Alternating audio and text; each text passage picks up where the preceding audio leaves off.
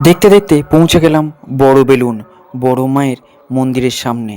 বর্ধমানের এক ঐতিহ্যবাহী গ্রাম বড় বেলুন, যেখানে সবথেকে বড় মায়ের পূজিত হয়। 20 অক্টোবর 2025 সোমবার মায়ের পুজোর পুণ্যতিথিতে মাকে দর্শন করার জন্য পৌঁছে গেলাম বড় বেলুন। কিন্তু পুজো যেহেতু রাত্রেবেলায়, তাই এখনও মায়ের মূর্তিটা এখনও পুরোপুরি রং করা কমপ্লিট হয়নি।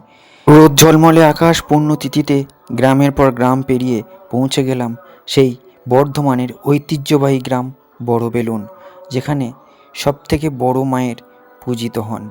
এই গ্রামটা ঐতিহাসিক, বহু দূর দূরান্ত থেকে মানুষ ছুটে আসে এই গ্রামের মাকে দেখার জন্য। আর সন্ধ্যের পর যাতায়াত ব্যবস্থার রাস্তা বন্ধ করে দেওয়া হয়, কারণ এতটাই ভিড় উপচে পড়ে এই গ্রামের মধ্যে। চারিদিকটা দেখো অসম্ভব সুন্দর, কারণ পুজোর পরিবেশ। যেহেতু আজ এটা পুজোর দিন সকালবেলা, তাই একটু ভিড় কম থাকলেও দেখতে দেখতে বড় মায়ের মন্দিরের সামনেটা ঘুরে চলে আসলাম গাড়ি নিয়ে। আর যাওয়ার আগে আবারও একটা কথা বলে দিই, এটা হলো বর্ধমানের সবথেকে ঐতিহ্যবাহী গ্রাম, আর এটা হলো ছোট মা। বড় বেলুনেরই বাস স্ট্যান্ডে ছোট মায়ের মূর্তি। দেখতে দেখতে পৌঁছে গেলাম। সকলেই মায়ের সন্তান, তাই মাকে না দেখে থাকা যায়? চলো, তোমরা কি ভাবছো মায়ের মূর্তিটা আর দেখাবো না? সেটা তো হয় না, আবারও একবার মায়ের মূর্তিটা দেখাই তোমাদের জন্য।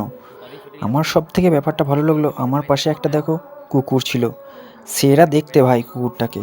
নমস্কার, আমার ব্লগে সকলকে স্বাগত।